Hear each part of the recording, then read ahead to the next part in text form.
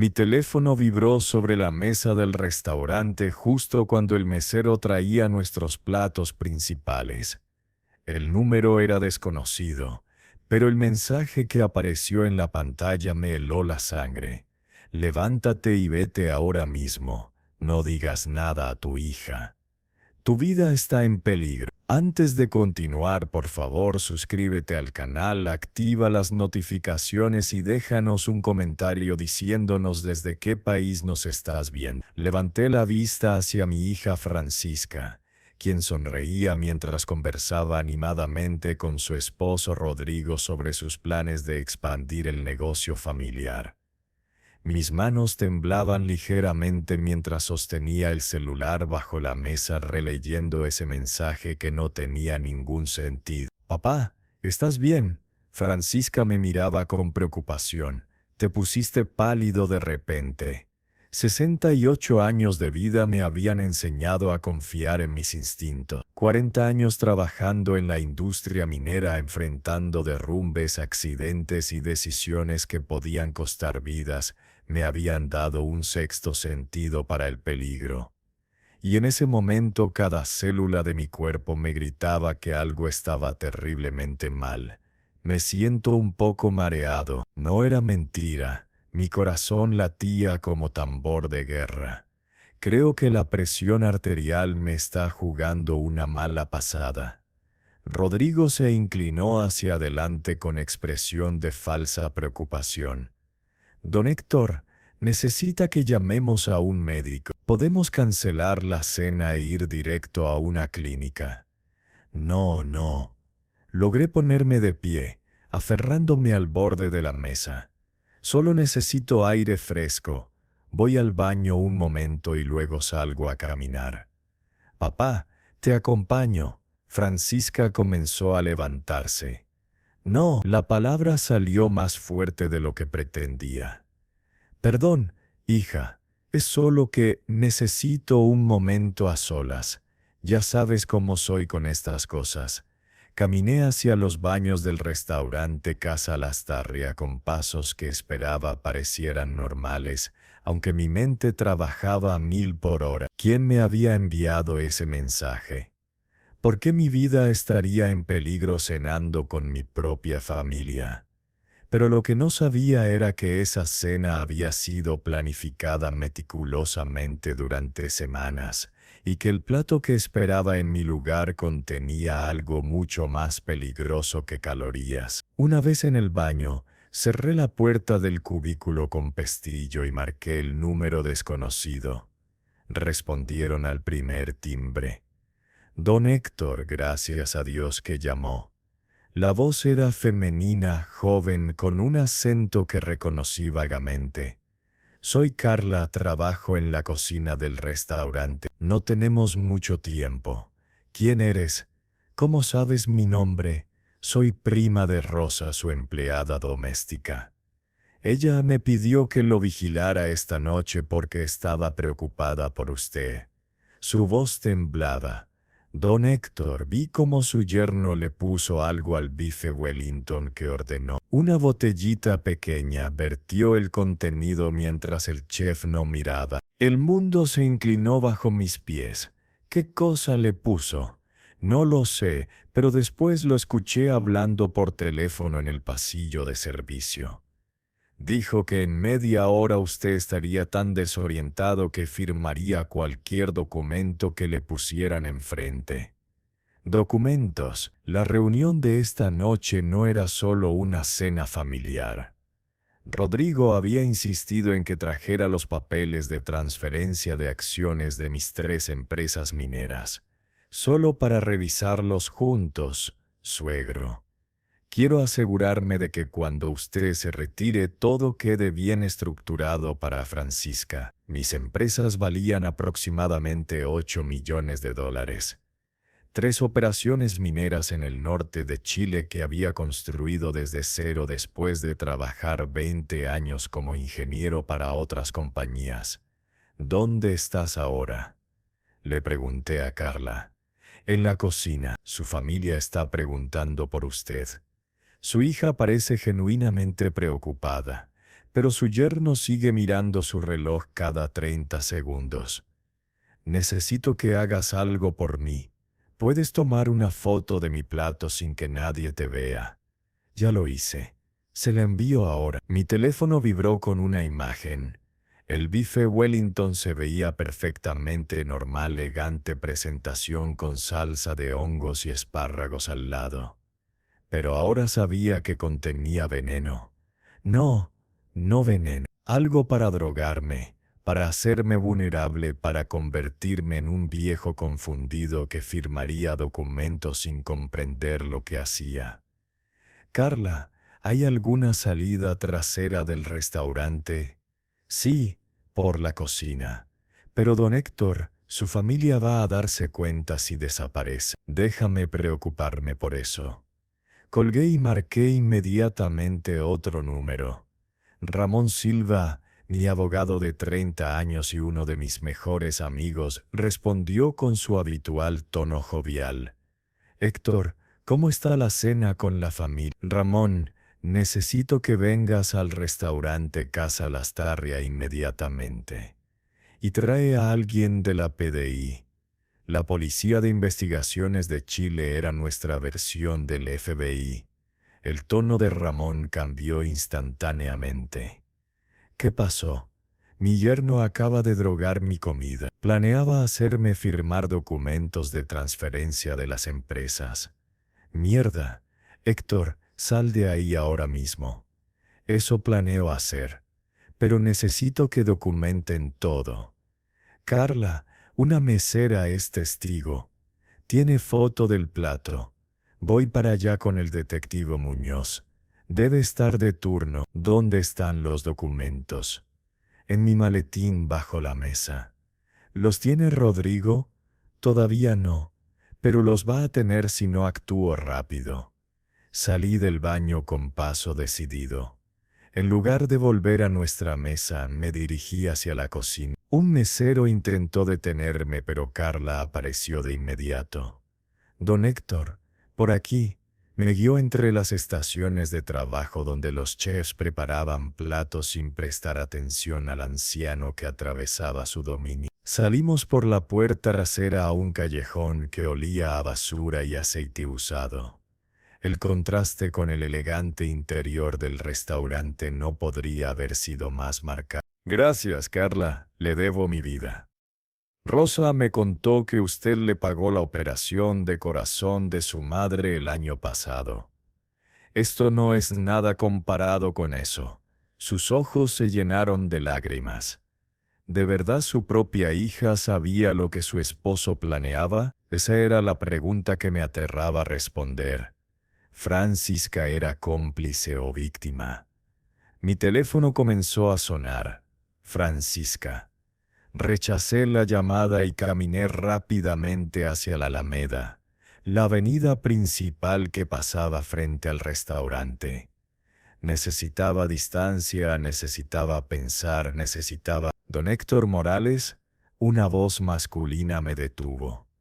Me giré para encontrar a dos hombres en traje oscuro. Uno de ellos mostraba una placa de la PDI. Detective Cristian Muñoz, su abogado, nos envió. ¿Está usted bien? Ahora sí. La tensión finalmente comenzó a abandonar mis hombros. Fue entonces cuando todo cambió de golpe. Mi teléfono sonó nuevamente, pero esta vez era un mensaje de Francisca. Papá, ¿dónde estás? Rodrigo dice que te vio salir por la cocina. ¿Qué está pasando? Estoy asustada. ¿Asustada? ¿De qué? De que su plan hubiera fallado o genuinamente preocupada por su padre. Detective, necesito que venga conmigo al restaurante ahora mismo. Pero primero necesito saber algo. Pasamos los siguientes 10 minutos en el auto policial estacionado a media cuadra del restaurante mientras yo les explicaba la situación completa. El detective Muñoz escuchaba con expresión cada vez más seria. Intento de envenenamiento, conspiración para cometer fraude, estos son delitos graves. Pero necesitamos evidencia sólida. Tenemos el plato. Carla puede testificar que vio a Rodrigo adulterarlo. La palabra de una empleada contra un empresario. Muñoz negó con la cabeza. Necesitamos más. ¿Qué sugiere? Que vuelva al restaurante. Que actúe como si nada hubiera pasado. Nosotros entraremos después como clientes normales y documentaremos todo. ¿Quiere que coma esa comida envenenada? No. Diremos que el restaurante se equivocó de plato. Que hubo un problema con la orden. Lo importante es ver cómo reacciona su yerno cuando el plan falla. Ramón llegó en ese momento en su Mercedes, estacionándose detrás del vehículo policial. Tenía 62 años, pero se movía con la energía de alguien 20 años menor. Héctor, explícame todo de nuevo, desde el principio. Le conté sobre el mensaje de Carla, sobre la droga en mi comida, sobre los documentos de transferencia que Rodrigo había insistido que trajera. Hijo de puta. Ramón nunca maldecía a menos que estuviera verdaderamente furioso. ¿Y Francisca? ¿Qué rol juega ella en esto? No lo sé. Necesito averiguarlo. El detective Muñoz intervino. Tengo una idea mejor. Don Héctor, ¿confía en su empleada Rosa? Con mi vida, llámela, dígale que vaya a su casa y busque cualquier cosa inusual. Si están planeando robarle, probablemente ya tienen cosas preparadas. Rosa respondió al tercer timbre, su voz preocupada. Don Héctor, está bien. Carla me llamó y me contó todo. Rosa, necesito que hagas algo por mí. Ve a mi casa, a mi estudio. Revisa si hay documentos fuera de lugar, si falta algo, si hay algo nuevo que no debería estar ahí. Voy ahora mismo. Tengo la llave. Mientras esperábamos, el detective Muñoz hizo algunas llamadas. Tengo un fiscal de turno que puede emitir una orden de allanamiento si encontramos causa probable. 20 minutos después, Rosa llamó. Su voz sonaba ahogada, como si hubiera estado llorando. Don Héctor, encontré algo terrible.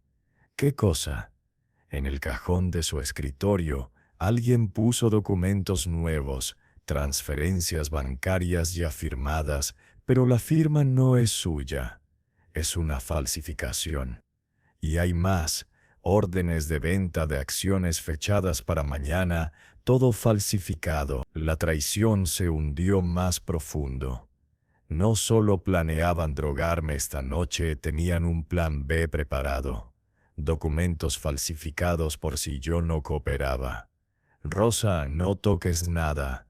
El detective Muñoz va a enviar a alguien. Pero lo que no sabía era que mientras hablaba con Rosa dentro del restaurante Casa Lastarria, Rodrigo había comenzado a desesperarse. Francisca marcaba mi número por 15ª vez. Sus manos temblaban mientras Rodrigo paseaba nerviosamente junto a nuestra mesa abandonada. Algo salió mal. Rodrigo hablaba en voz baja pero urgente. Tu padre no debería haber salido. Debería estar aquí comiendo, drogándose sin saberlo. ¿Drogándose? Francisca lo miró con horror. ¿De qué estás hablando? Y en ese momento, mi hija descubrió la verdad sobre el hombre con quien se había casado 2 años atrás. El plan era simple, Francisca. Lo drogamos sutilmente, esperamos 30 minutos y luego le presentamos los documentos de transferencia. En su estado confundido, firma sin pensar. Mañana, cuando se despierte y no recuerde bien la noche, ya será demasiado tarde. ¿Drogarlo? La voz de Francisca subió de tono. Estás loco. Es mi padre. Es un viejo terco que tiene 8 millones de dólares que deberían ser nuestros. Rodrigo finalmente reveló su verdadera naturaleza. Tú eres hija única. Ese dinero te corresponde. Solo estoy acelerando lo inevitable. Acelerando, Francisca se puso de pie bruscamente. ¿Qué más has hecho, Rodrigo? Nada que tú no vayas a agradecer cuando tengamos el control de las empresas mineras. Cometí un error fatal sin darme cuenta entonces, pero que comprendería después. Subestimé cuánto amaba a mi hija el dinero versus cuánto me amaba a mí. Francisca no llamó a la policía, no denunció a su esposo. En cambio, se sentó lentamente y preguntó: ¿los documentos falsificados en su casa están listos? Afuera, en el auto policial, recibí otro mensaje de Carla. Don Héctor, su hija acaba de preguntarle a su yerno sobre documentos falsificados. Creo que ella sí sabía. El dolor que sentí fue físico, como si alguien me hubiera clavado un cuchillo en el pecho. Mi única hija, la niña que había criado solo después de que mi esposa muriera en un accidente automovilístico cuando Francisca tenía 8 años. La niña por la que había trabajado 80 horas semanales para darle la mejor educación. La mujer que había estudiado administración de empresas específicamente para ayudarme con los negocios familiares algún día. Todo había sido una mentira. Detective, tengo nueva información. Le mostré el mensaje de Carla. Muñoz leyó con expresión grave. Esto cambia todo. Ahora tenemos conspiración confirmada entre ambos. Don Héctor, lo siento mucho. Ramón puso su mano en mi hombro.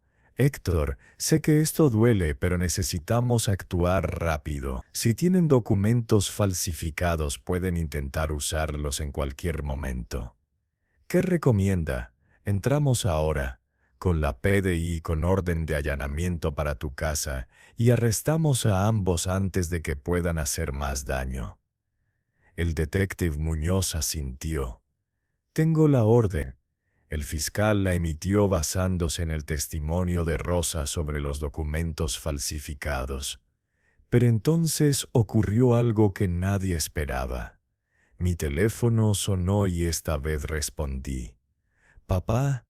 La voz de Francisca sonaba extraña, tensa. «Papá, necesito que vuelvas al restaurante.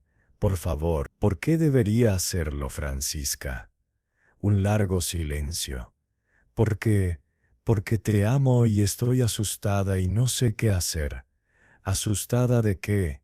De Rodrigo. Papá, acaba de confesarme que te drogó la comida, que tiene documentos falsificados, que planeaba robarte todo. Su voz se quebró. Yo no sabía nada, papá. Lo juro por la memoria de mamá. No sabía nada. ¿Era verdad o era otra manipulación? Francisca, ¿dónde está Rodrigo ahora mismo? En el baño. Papá, tengo miedo. Cuando confronté lo que me confesó, se puso furioso. Dijo que si arruino el plan, me va a lastimar. La decisión se tomó en ese instante. Sin importar si mi hija era culpable o inocente, no iba a permitir que su esposo la amenazara. Francisca, escúchame con mucha atención. Sal del restaurante ahora mismo. Camina hacia la Alameda y espera en la esquina del Café Colonia. ¿Qué? ¿Por qué? Porque la policía está aquí y van a arrestar a Rodrigo en 3 minutos. Si no quieres que te arresten a ti también, sal ahora. El silencio del otro lado se extendió por 5 segundos eternos. La policía, ¿cómo? Alguien me advirtió. Ahora sal de ahí. Colgué y miré al detective Muñoz. Mi hija está saliendo. Su esposo está en el baño. Es el momento. Entramos al restaurante en una formación que parecía sacada de una película. El detective Muñoz al frente con su placa visible, 2 agentes uniformados detrás, Ramón y yo cerrando la marcha. El maitre intentó detenernos, pero Muñoz simplemente mostró la orden judicial. Policía de investigaciones. Tenemos una orden de arresto.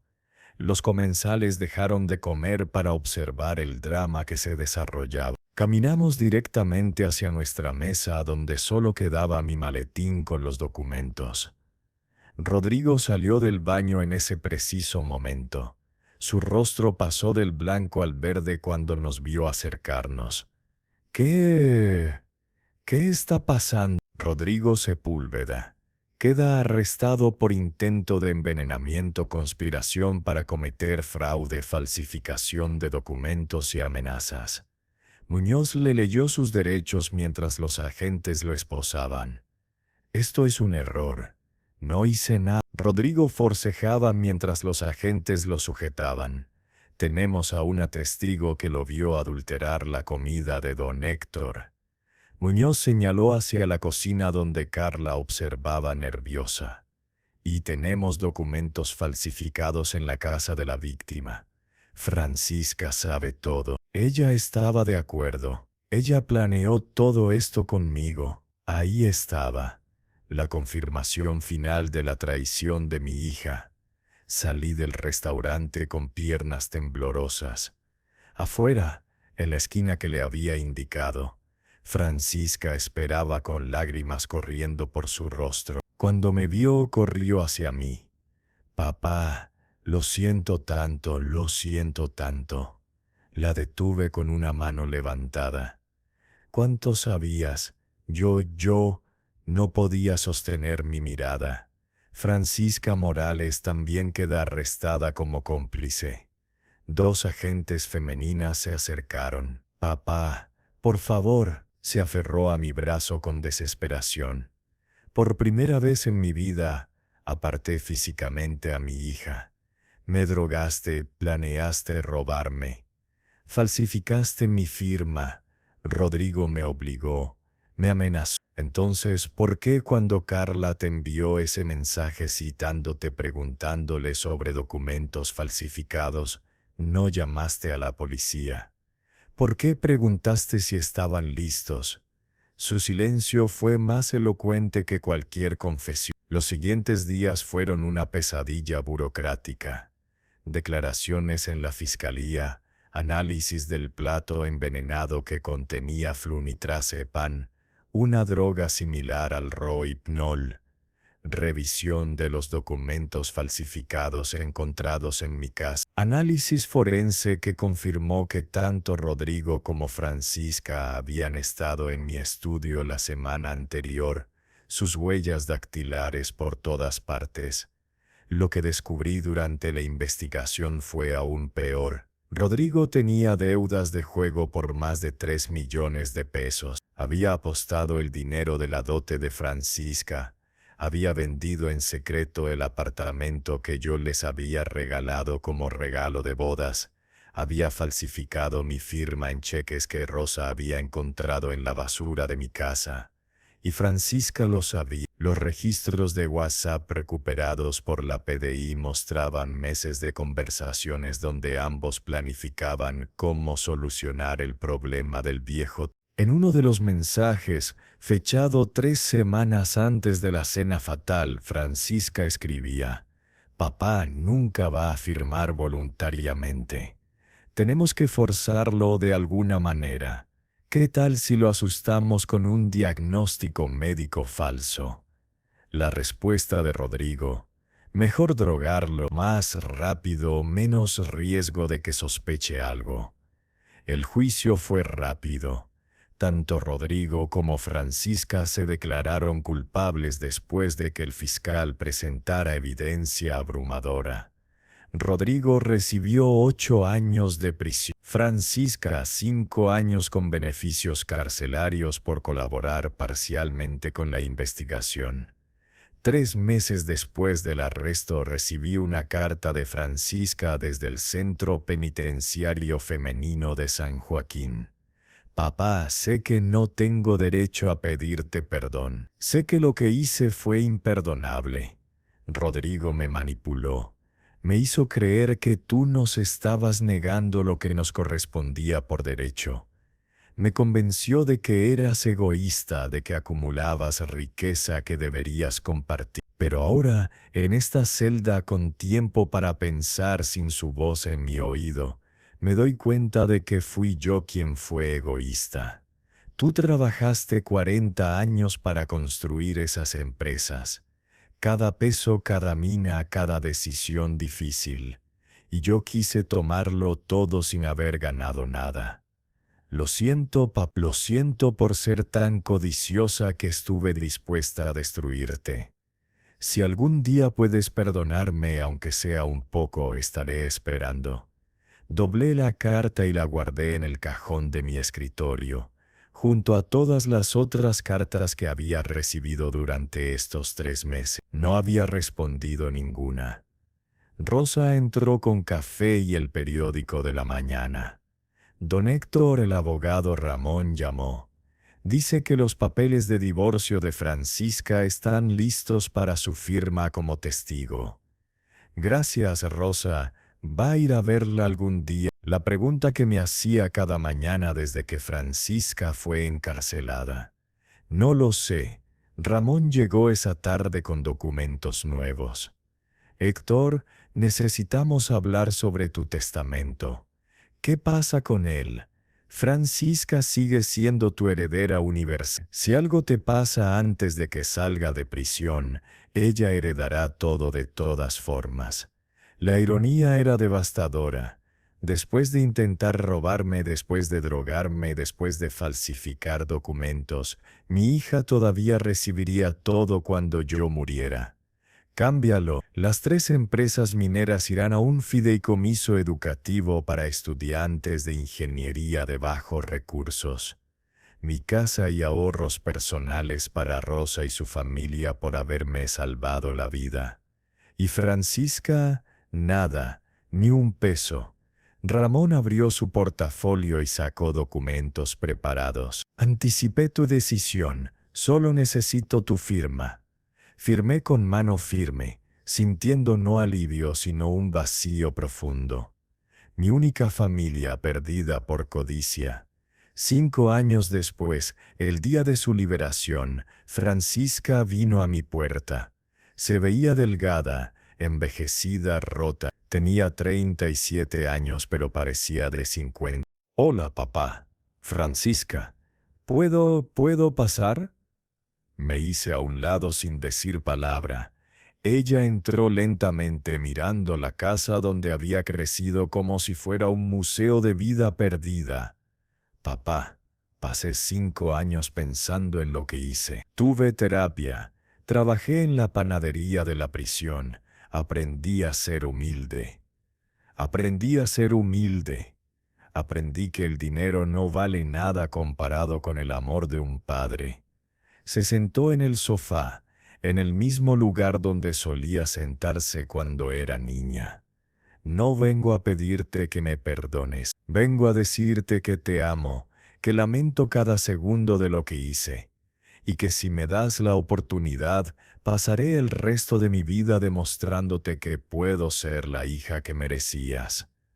La miré durante largo tiempo, esta mujer que había compartido mi sangre, mi apellido, mi vida, esta extraña que había planeado destruirme.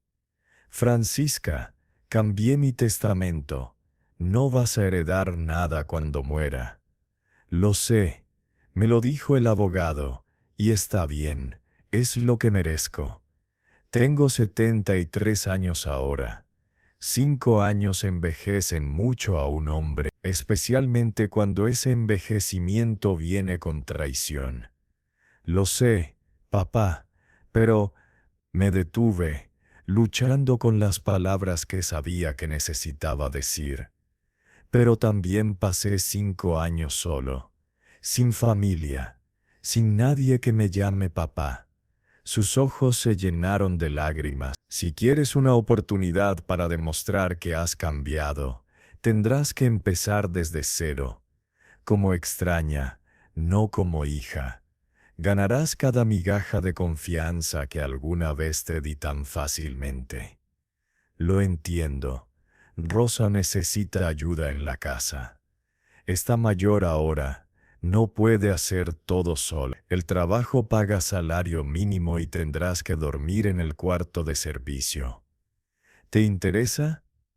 Francisca miró alrededor de la mansión donde había crecido como princesa. Ahora se le ofrecía vivir allí como empleada. Acepto. Empiezas mañana a las 6 de la mañana. Los primeros meses fueron tensos. Francisca trabajaba duramente, limpiando, cocinando, ayudando a Rosa con las tareas del hogar. Nunca se quejaba, nunca pedía privilegios.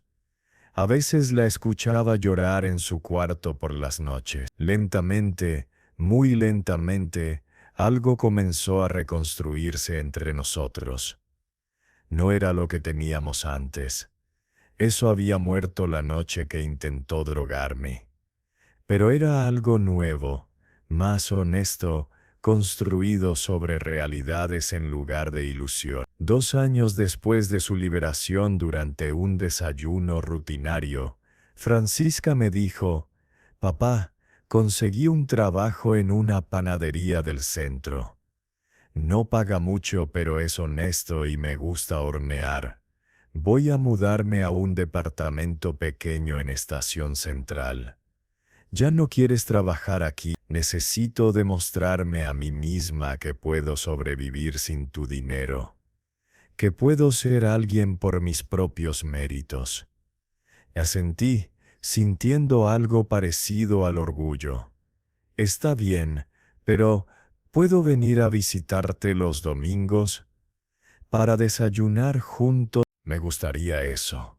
Hoy, 3 años después de ese desayuno, Francisca es la gerente de esa panadería. Vive modestamente en su departamento pequeño. Viene cada domingo sin falta a desayunar. Hablamos de cosas simples.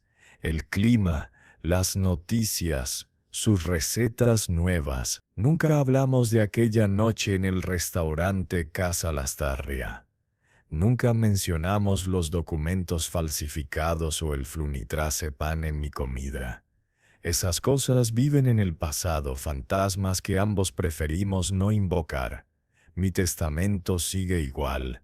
Francisca no heredará nada, pero le ayudo con su renta a veces, cuando sé que el dinero está ajustado. Compro pan en su panadería cada semana. Son gestos pequeños que dicen lo que mis palabras no pueden, que tal vez, lentamente en algún nivel profundo, algo parecido al perdón está comenzando a brotar. Rosa, quien ahora tiene 70 años, me preguntó ayer, «Don Héctor, ¿algún día va a cambiar ese testamento?» No lo sé, Rosa. Tal vez o tal vez no. El dinero ya no importa tanto como solía hacer. Lo que aprendí de todo esto es simple pero devastador. La familia no es garantía de amor. La sangre no es garantía de lealtad. Y el perdón, si llega, no es un momento, sino un proceso que puede durar toda una vida. Francisca perdió $8 millones por codicio. Yo perdí a mi única hija por 3 años.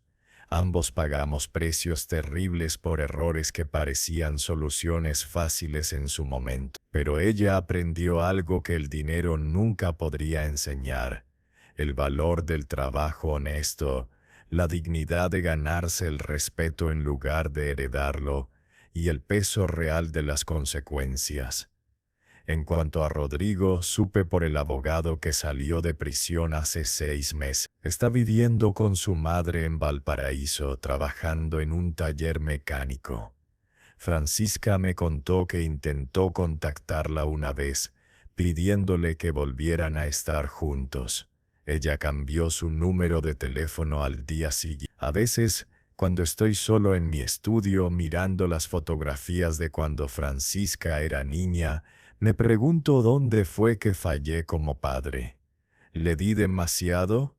¿La malcrié tanto que creció pensando que merecía todo sin trabajar por nada? O tal vez simplemente eligió mal, se casó con el hombre equivocado y tomó decisiones terribles que casi destruyen a ambos.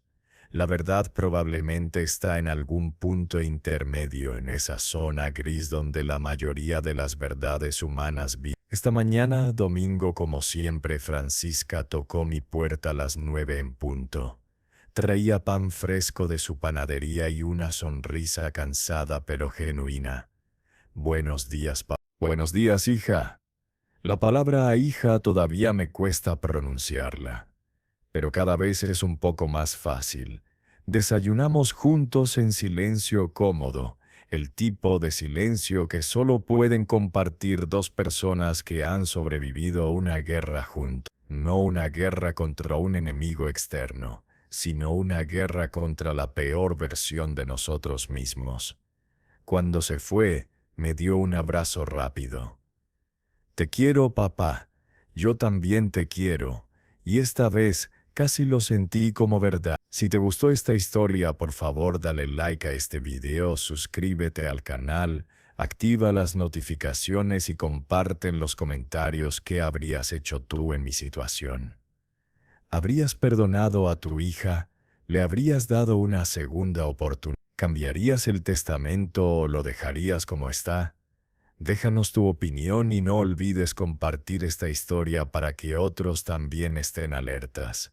La traición familiar es más común de lo que pensamos, y todos necesitamos estar preparados. Para escuchar la siguiente historia, haz clic en el video sugerido.